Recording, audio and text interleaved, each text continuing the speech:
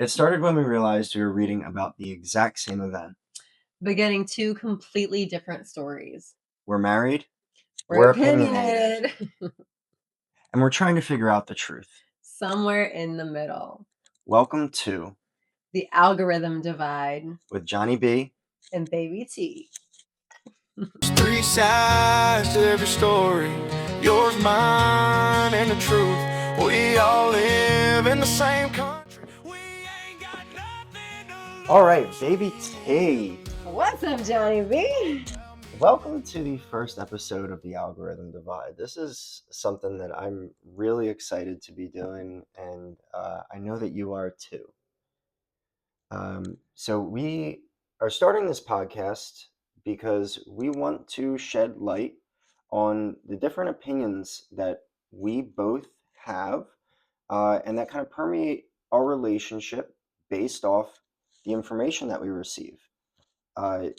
Us, just like everyone else in the world, has a supercomputer in our pockets at all times that's consistently feeding us information. And recently, we've discovered that we really need to vet that information as best we can, and figured that a good way to do that and to create open, loving conversation between ourselves was to start a podcast and allow this information to be consumed by other people, because this is something that permeates culture in all forms.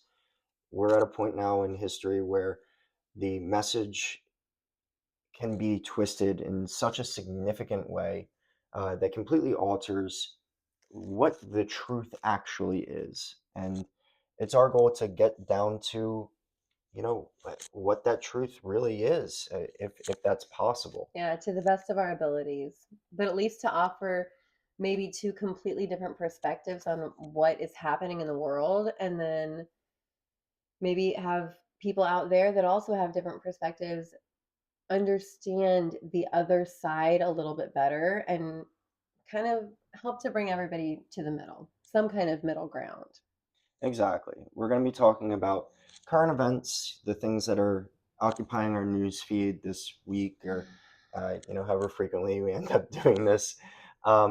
Yeah, also things going on in our own lives, different current events, fun stuff we're doing. So it's not all going to be political. It's not all going to be supercharged, but we want to provide a space for us to have open conversation and give you guys a window into what hopefully a healthy, loving marriage between two people that have very different algorithms Very different algorithms.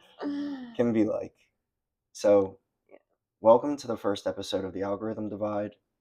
We're so happy to be bringing this to you, bringing you into our loving home, into our hearts, and into the communication that helps make us the couple that we are. Amen. Hallelujah. So, Baby T, What's up? why don't you tell everybody a little bit about yourself? Well, a little bit about me. Me or my history? Uh, I want to know. I want to know you. Just basic information that you'd tell someone on the street, and go as in depth as you'd like to. Okay, within reason, because if you know me, you know I can talk for hours and hours and hours. My name is Thansha. I am 38 and a half years old. I was born in Durango, Colorado, moved when I was 2, finally made it back there about a year and a half ago. Um, and uh, grew up homeless for some of my early years. My family and I am the middle of 3 children. We're all 2 years apart, 3 girls, and we lived in homeless shelters. We lived in a 1956 milk truck, 5 of us with a dog. We lived in abandoned houses. Just a very, very different childhood from a lot of people. And Certainly different than mine. yeah, throughout my life, I've had a number of careers that I have loved, and I have found myself in a few careers now that I really, really love. I'm a yoga instructor. I'm a group fitness instructor. I'm a personal trainer. I just love helping people get healthy and happy. I love teaching yoga and helping people see a different perspective in life, and just try to spread a message of peace and love and kindness to everyone. I'm also a singer, songwriter, musician, aspiring DJ Stinky Potato. Please support my dreams. I'll be bringing some beautiful music to the world.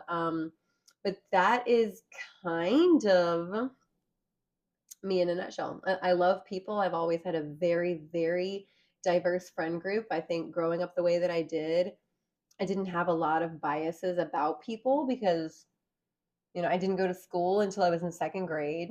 I went for like 3 months and didn't go back until fourth grade. I was homeschooled, and my parents really did a wonderful job at that. Although we were homeless, they really made sure to give us a lot of varieties of information. Um, yeah, I mean, I think that's about it for right now. Okay, cool. Yeah. Little bit about me. Uh, Johnny B, also formerly known as John Charles Borden the Fourth, and that name is as white Anglo-Saxon as it can ever be. I was born in New Jersey, the only child to my father, third child to my mother. So I've got a brother and sister, 10 years plus older than me. Um, had been uh, I'd gone to private school my whole life, had gone to college, graduated from a well-regarded four-year university, had dealt with a lot of things on my own from a mental health standpoint through a number of times in my life, struggling with anxiety, depression, and resulting coping mechanisms that were really a detriment on how I was living life. I moved to Florida in April of 2022, and if you don't know us, we're here in sunny St. Petersburg, Florida. And when I moved to Tampa, uh, had an experience shortly after that shifted the trajectory of my life. I ended up writing a book about what that transformation process was for me. And there were a number of things that took a major left turn throughout that time. And I'm sure we'll get more and more into exactly what those are over the course of our conversations as we have them throughout. But one big thing that I learned during that experience was that I had been someone that judged other people very strongly because I did not have a very strong sense of confidence in myself. So, to protect myself from whatever other people were doing, I found that if I could criticize them enough in my mind and make them out to be something other than what they are at their heart and at their base, that it would be a way of protecting myself. And through this process, I really learned to not judge a book by its cover, to approach people with more empathy, to look at situations without prejudice. It still seeps in. It's tough, right? There's biological reasons why we have certain things that come to mind when approached with certain situations. But through that experience, have learned to kind of shift what I know about myself and the world around me and approach things with more curiosity.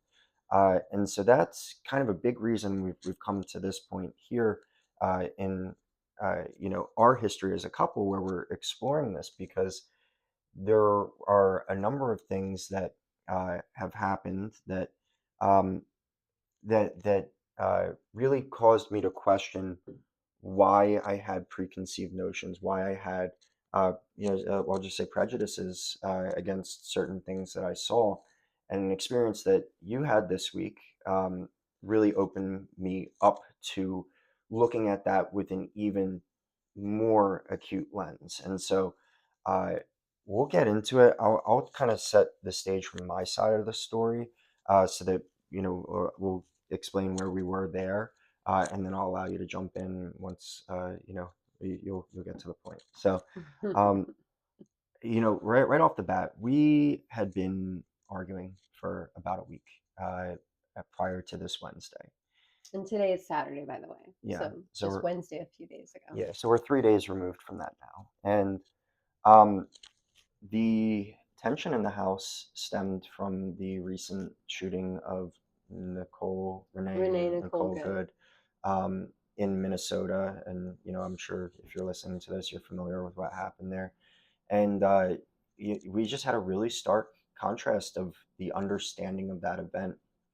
And uh, when when that happened, there was tension in the household for a number of days, and I know that it was something that you were really charged up about.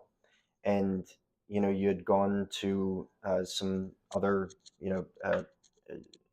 rallies. I don't want to use the word rally, protests a couple months ago, and we had some conversations about what that is, the type of message that sends, and things of that nature. And so um, I can only say that so much. And when you put on your story that you were going to the protest on Wednesday, I knew that I couldn't, in good faith, to you and to myself, say, hey, don't go, because you already knew where I stood with it. But I said the only thing that I knew really got the point across of how much that I cared for you was that, just don't do anything that's going to put you in harm's way. And, I probably said that to you at about 10 a.m., 10:30 a.m. I left for a meeting to go to the flooring store, because I don't know if you guys can see in here, but our floors are completely messed up from Hurricane Helene. Thank you, Helene.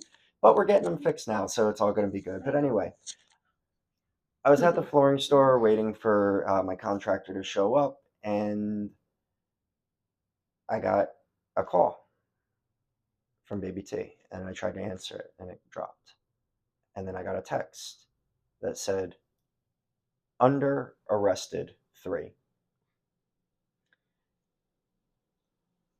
And I said, what? What's going on? I called her back immediately. And what I heard absolutely floored me. Um, so when I got connected to Baby T, she was in the back of a cop car and had just been put there by a few officers, and she was confused and distraught. And the officers heard her talking to me on the phone. I called him on my watch. I was able to, behind my back, call him because he's on speed dial right there, his little face right there. And so I was able to call him. And I heard the officers rip you then out of the car, take the watch off your wrist, start, you know, making fun of you and saying all types of demeaning shit. And yeah, and and then the call dropped, and I was just left mouth agape, wondering what the hell was going on. My first reaction was, God damn it, she did something to put herself in trouble. And I'll let you take it from there. Yeah. So what happened was I went to this protest. It was an event that was going on at the Hilton in Carillon here in St. Pete, and it was a border patrol, and I'm using all these air quotes, border patrol recruiting event. And if you have a view like I have, and you have seen the things that I have seen, the countless videos of what is happening in our country, not only by ICE, but by the quote unquote border patrol, um, it's not something that I want to have in our beautiful city of St. Petersburg. With things happening like what happened in Minnesota, and you see these masked men walking down the streets with huge guns, that is not normal. That's not how the United States should be, and I don't want it here. And I was going to the protest to just be a body to say, well, we don't accept that here. I wasn't going for any other reason than to just support the people that were there and to spread some light and love. I brought 1,000 of these glow in the dark bracelets with me. I have been passing these bracelets out in all of my yoga and group fitness classes for about a year now. I give one to every single person that comes to my classes. And she creates an absolutely beautiful experience. Like the classes that she hosts are so valuable. And to go there, it's an extreme mind, body, soul refresh. And uh, the bracelets are just a little bit of a cherry on top for the amazing experience that you have, not only from the yoga standpoint, but she also sings and plays guitar at the end of her classes. And then the bracelets help to create community as well as a number of other things you do, Yeah, thank you. of course.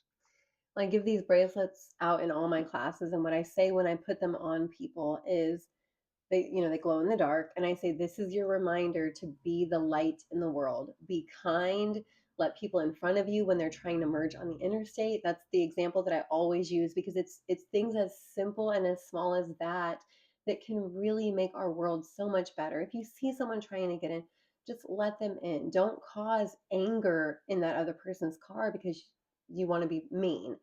So also when I sing and play my guitar at the end of my classes, I always speak a message of love and compassion to the people in my classes.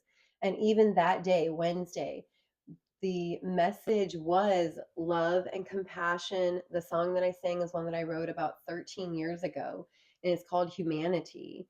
And it is so appropriate for this time we're living in right now. It just talks about how, as humans, we have so much more in common than we have differences. And let's just support each other. Let's feed the children. Let's make sure they have shoes on their feet. As someone who grew up without that, it's very important to me to bring awareness and light to that. Just take care of people. And that was my message that morning. And I went to this protest with a big basket full of bracelets, 1,000 of them. And I was just ready in my rainbow tutu. And if you have lived in Tampa and St. Petersburg in the last 5 years, you have probably seen me somewhere in my rainbow tutu. I love that thing. I wear it riding our bikes down the street all the It's time. ridiculous. It's all the time. I used to roll my eyes at it, but it just got so normal so quickly that I don't even give it a second thought anymore. Yeah, I wear it all the time. That's who I am. And so I showed up in my rainbow tutu with my, fanny pack and my backpack with a little boom box in it, just to spread light and love to everybody. I thought I was directed into this parking lot. There was a guy there kind of directing. There were probably 20, 30 uniformed people, policemen or whatever affiliation they were. And I am not a confrontational person. I am not a troublemaker by any means. And I would not have pulled into that parking lot if I did not think that I was allowed to be there. I thought that's where the guy told me to go. So I pulled in, I parked, I opened the door. There are these cute people in front of me, and this young girl looked at me. She goes, "Oh my gosh, I love your car. I have like these little stuffed animals, and I have my name on the license plate that I painted in glow in the dark colors." And anyway, and she's like, "I love your car." I'm like, "Oh my gosh, thank you so much." And I'm getting myself out of my car, just ready to pass out bracelets of love. And then, which you can all see in the video that is all over social media, that video is the entire time I was there. It shows me walking away from my car. An officer comes up to me and says, "You can't park here." So we walk back to my car. I'm asking, "Where do I park?" I'm very calm, very collected. I'm even pointing over here. "Okay, can I park around the corner?" I've never been to this place before. I don't see another parking lot. There's a corner. So I'm trying to get clarification. He says, "I don't know where you can park, but you can't park here." And I said, "Okay, well, let me ask this guy who was the one who I thought directed me to park into that lot." I was going to ask him because he obviously knows some things. So like, let me ask him.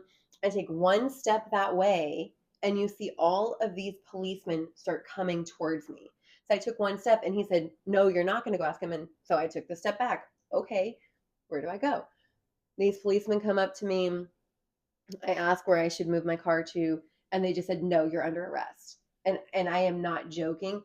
From the time we timed this, from the time the first interaction with that police officer where he said, "You can't park here," from that moment to the time they grabbed my arms and said, "You are under arrest," was less than 45 seconds. Less than 45 seconds. All I right, was and not being now, Fanch, a quick confrontational. question. How tall and heavy are you? I am 5'3.5". I thought I was 5'4". Apparently, I'm not. And I weigh 124 pounds. Okay, so approximately how many officers were in this lot? In the lot, probably 25. Why did you choose to go renegade and try to fight 25 armed police officers?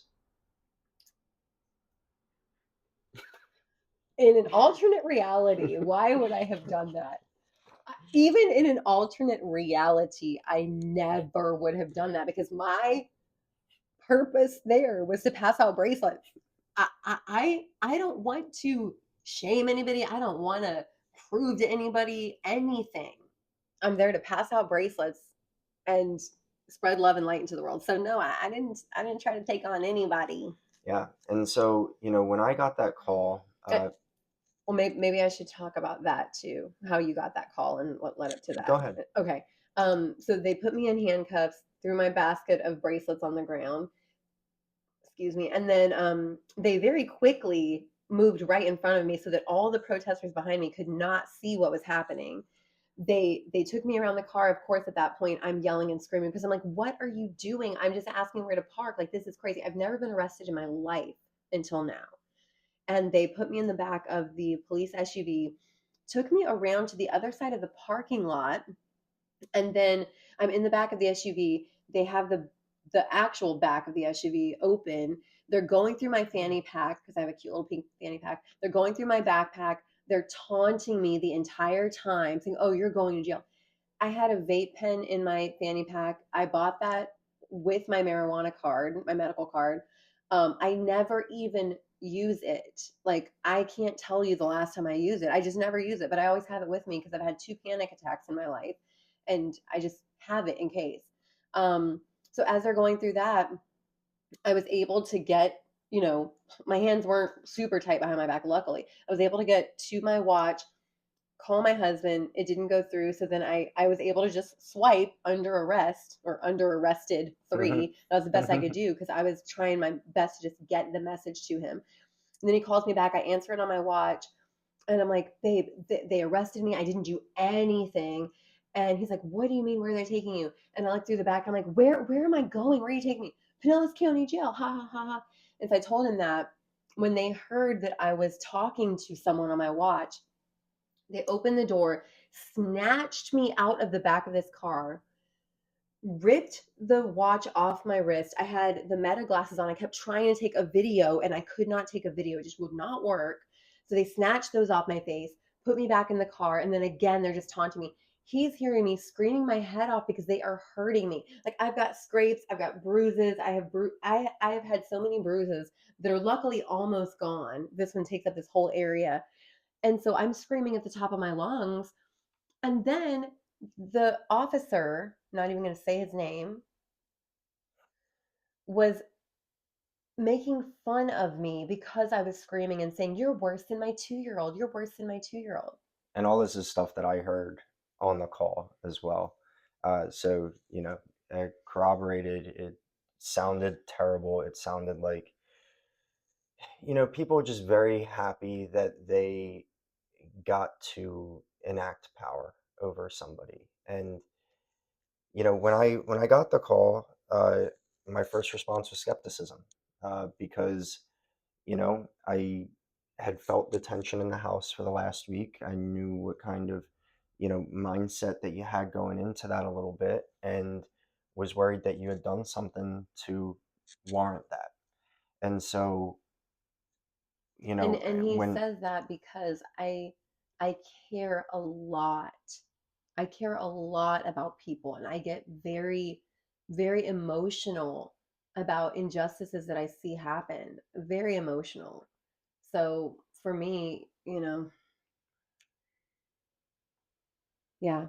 completely, and growing up in the type of environment that you did, uh, has, I'm sure, had such a major impact on your perspective of the world. Because right now what everybody sees is they see a fit ass yoga instructor who's confident as hell and walks through town, knowing that you have the ability to do what you want in this world.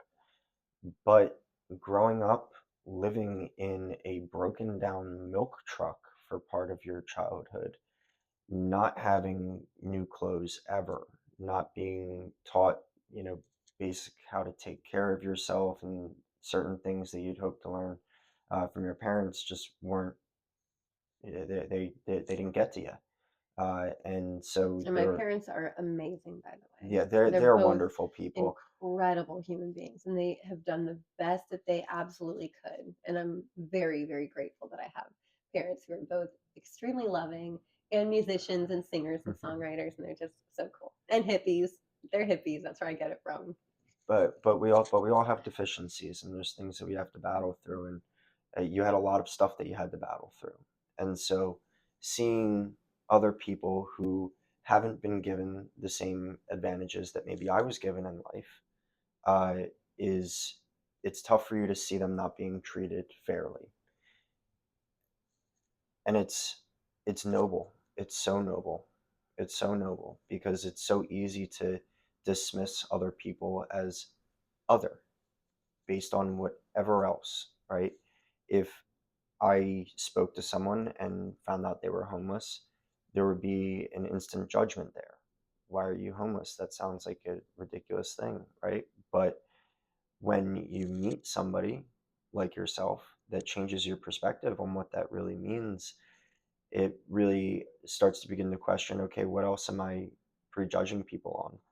And, so just getting back to Wednesday, uh, I had thought that passion had led you to do something that you would regret.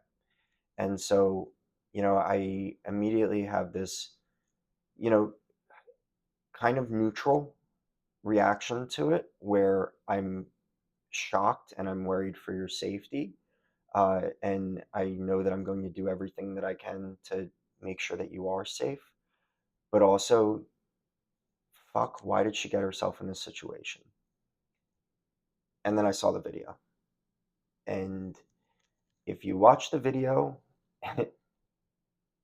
your reaction is going to be that this little girl got absolutely, absolutely disrespected. Um, a total overblown reaction that you should not have to go through. Period. There's no reason that the officers just can't say, "Hey, miss, the parking is across the street. Turn out there, go there," right? There should be some sort of direction other than, "I don't know, figure it out." Because now you're in this situation where there's 30 officers in the parking lot.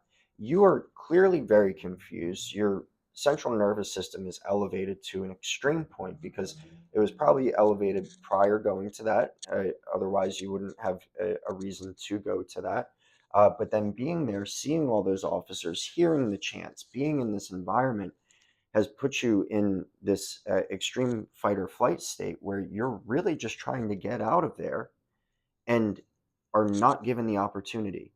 Like you said, 41 seconds from the time that you first made contact with the officer, which was directly after leaving your car, correct? Mm-hmm. So directly left But your car. I didn't even get to where the protesters were, and they were. There was just a little hedge. I parked my car here. Here's the hedge. There's a stop sign that you see in the video.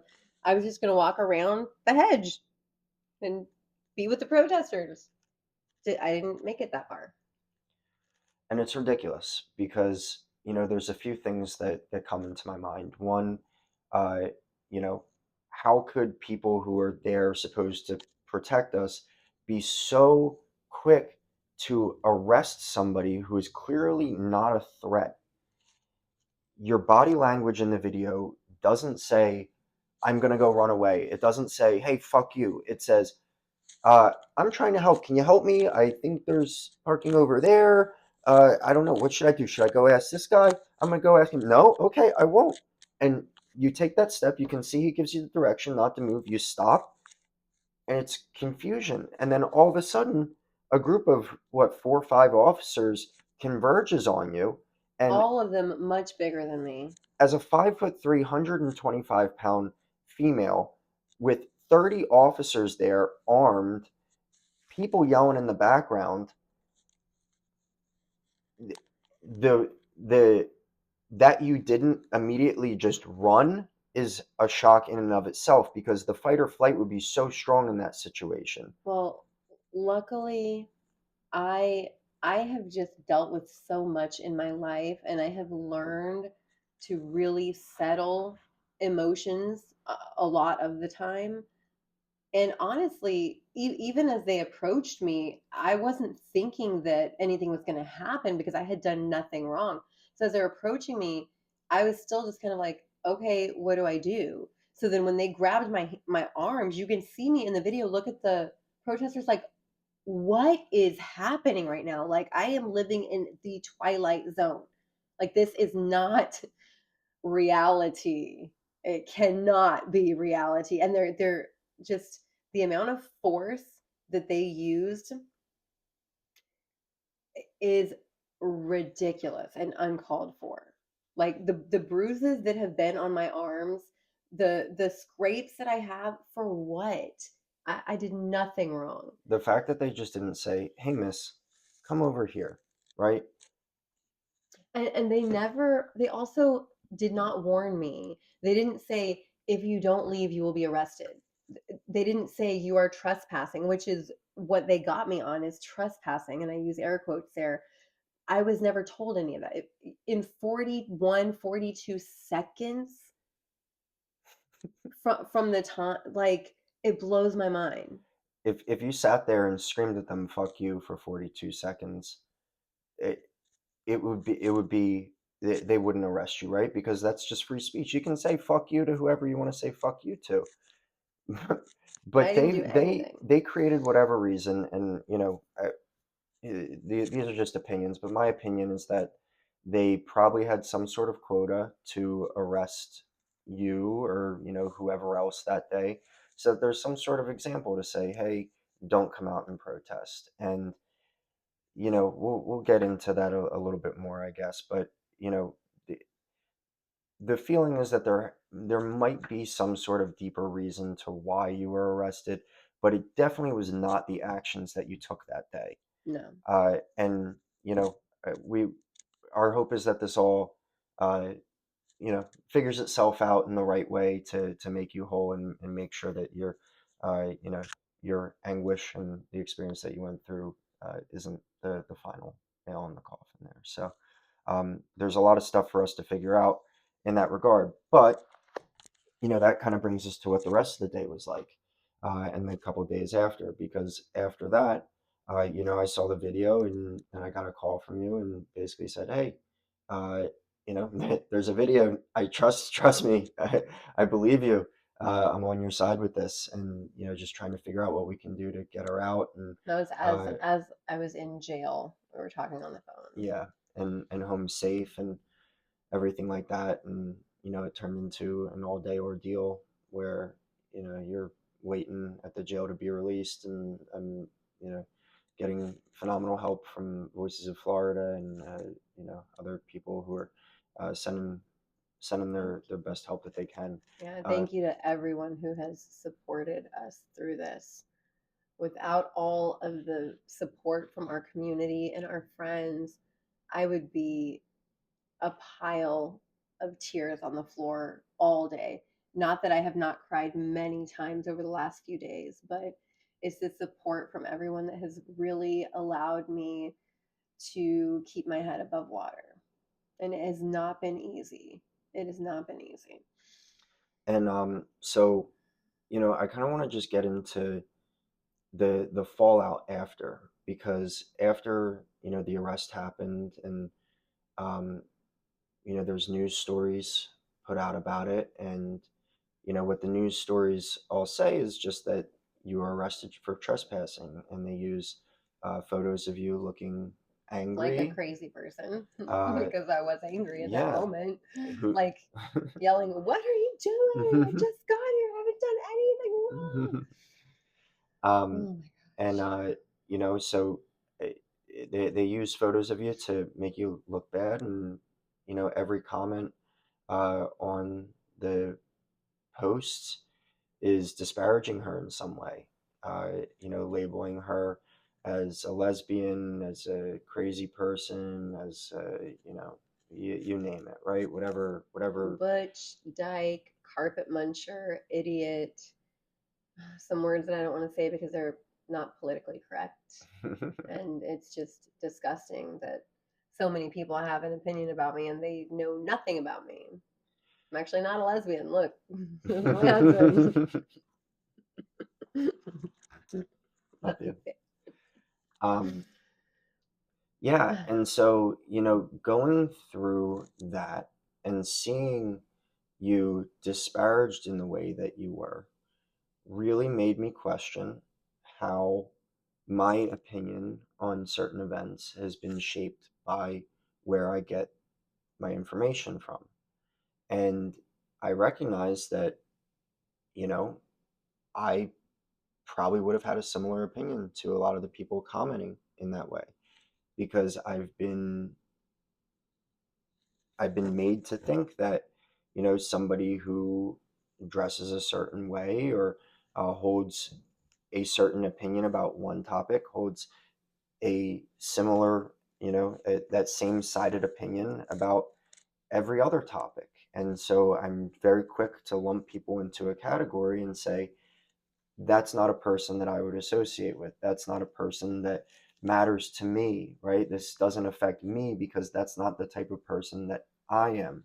When in reality, we're all just human beings. And the more that we label people and disparage people and put people into categories based off, how they dress or what they look like or certain things that they do or advantages that they have or don't have in life, it dehumanizes people and brings us further away from what we really need to do as human beings, and that's to be a good person and create good for other people and help other people live a better, happier, more complete life. And the more that we're able to do that, the happier that we're all going to be. And you know, I I've been somebody who, my whole life I've been Republican, and I don't intend on labeling myself as that or a Democrat or anything. I actually think I'm a registered independent because when I moved to Florida, I decided to register as an independent.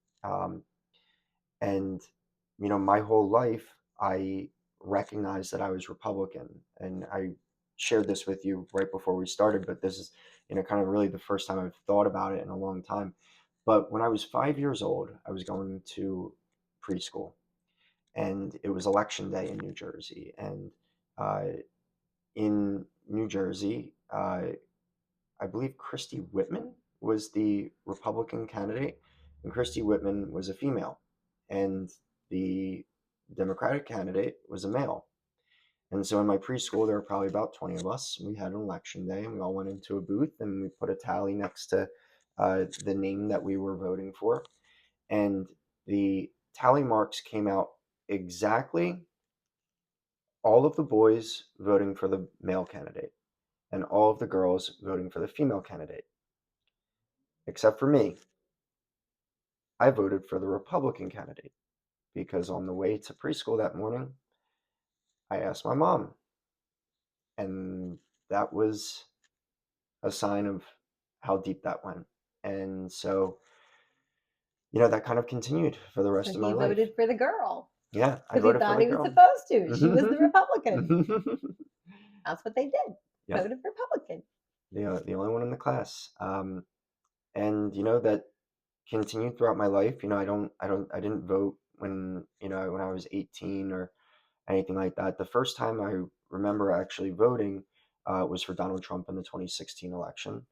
And then I voted for him again in 2020, though somewhat reluctantly, thinking, holy shit, this is a ticking time bomb. And I don't know if this is the right thing, and was actually like a little bit relieved when he lost. But then I saw what happened with Biden, and I was like, oh my God, we cannot go through this or the terrible administration that Kamala Harris would be. I was really, really, really excited to vote for RFK Jr. He, was a beacon of hope for me that he could heal the country and get us to a healthier, happier, more sane place. But he got absorbed into the Trump administration, and I was a little bit relieved by that, honestly, because just at that point, I didn't think that RFK could win, and so knowing that my candidate would have a strong chance to get into office regardless, I was happy about. So I did vote for Donald Trump, and I wouldn't say that I regret that right now. We're talking about that versus Kamala Harris, and I think Kamala just would have been atrocious on so many levels. Um, but there's a lot of things being done right now that really make me question just how indoctrinated I am slash was, and how indoctrinated other people are, to just go along with everything that their party leader says. And this example of how you got arrested for something that wasn't worth getting arrested for, and disparaged online and lumped into a category as all of these things that you're not. Um, Which I don't have any problem with any of those things, by the way. yeah. I am an ally and I love my LGBTQIA plus community, which I just found out is called the alphabet soup. People didn't know that, but I do love you all. Yes, I love humanity, all of us. Always will. Of course. But and beyond that, saying that you have mental illness, or whatever the hell else. I mean, this girl Ooh. is the most together person mentally, that I've ever had the pleasure of knowing. So, uh, thank you for being you, baby T. Thank you. Of course, baby. Thank you. I've done a lot of self work over the years. A lot. A whole lot. A lot more to go, but I've done a lot. And so it's just a big question of what is the information that we're receiving, and how can we try to understand what each side is saying, the information that's being presented, and really get to the bottom of things. And so, Yeah, and I think too, to have each of us really question for ourselves where we stand on things, because I don't view it as this side versus that side. My upbringing and my political background is very, very different than John's. Um, I don't remember a single time in my childhood where my parents talked about politics. I don't think they voted at all while I was a child. If they did, they never ever mentioned it. And so growing up, I didn't have a bias one way or the other about anything. So even now, there's so much about politics that I don't know, don't understand because I've never been in it. The whole left versus right thing, I'm starting to understand now what that means, but it's not something that has controlled me or my outlook on life. And to be lumped into a category with a bunch of people who you think all have the same views about everything, it's very disheartening. And you know, even just one of the things, apparently Democrats are the ones who are like, get the vaccine, get the vaccine, get the vaccine. I never got the vaccine. I think for myself, I didn't feel comfortable getting it, so I didn't get it. My views and opinions have never been politically based or politically driven. I I try to just look at what is happening and make my own decisions about it. And a lot of the times I don't look into what is happening. I don't really follow politics. So I'm really not I'm so far from what all these mean people on Facebook are saying about me. It's just and you're a registered Republican, right? I'm a registered Republican. Should I tell that story? Yeah, why not? Okay. Please do not judge me and say that I am an idiot. Okay. Maybe this is an idiotic thing, but this shows you truly deeply how far removed from politics and left versus right, whatever, I am.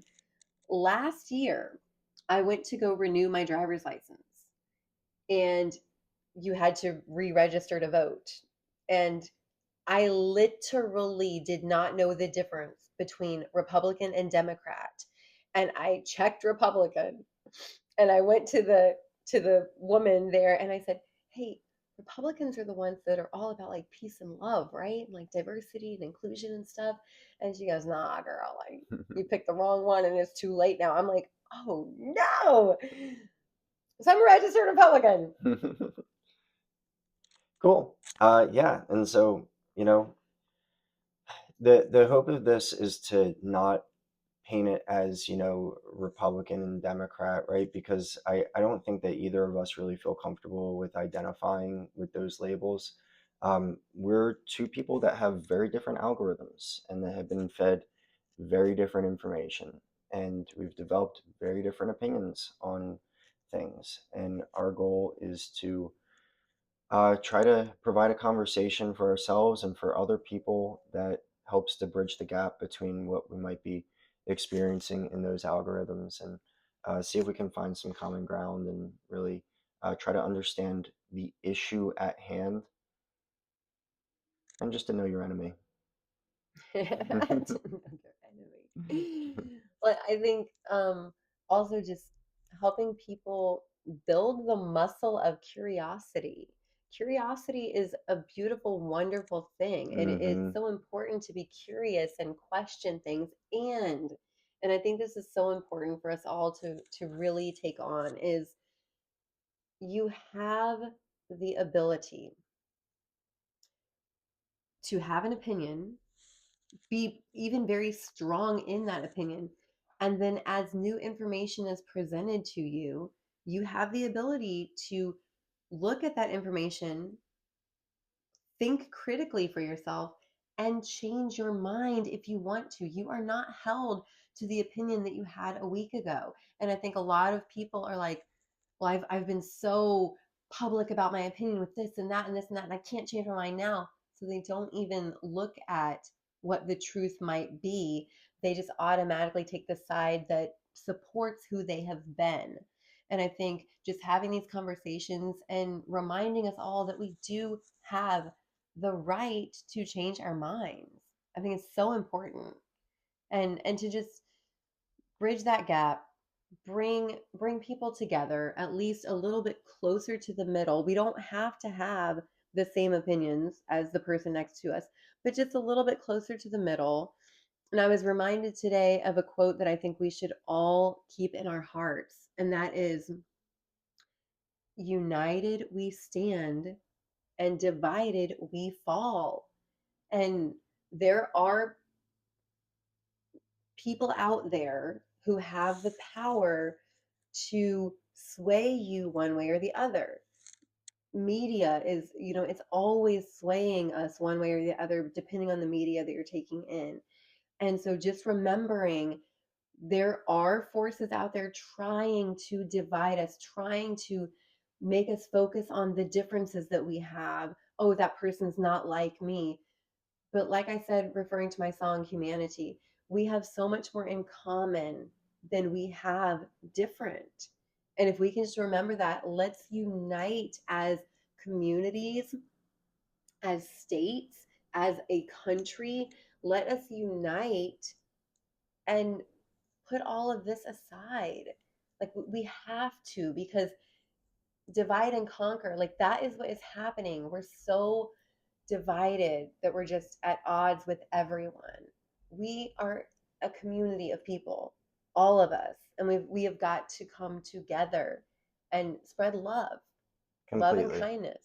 Um, there was a guy on the Joe Rogan Experience a few months ago, and I'm sure he's been on a number of times, who's met with KKK members and converted them from being a KKK member. And it just comes down to having good, open, person to person conversation. And so, this podcast, these conversations, what they hope to do is just open up conversation between ourselves, between whoever else might want to join us in these conversations, and really begin to understand each other on a human level. Yeah. So, this is the Algorithm Divide. Thank you so much for joining Johnny B. And baby T. And we're going to bring you some more fun in the future. Peace out! Love you. Bye. But do that part. That's for you, Dad. I know you already stopped it, but that was really cute.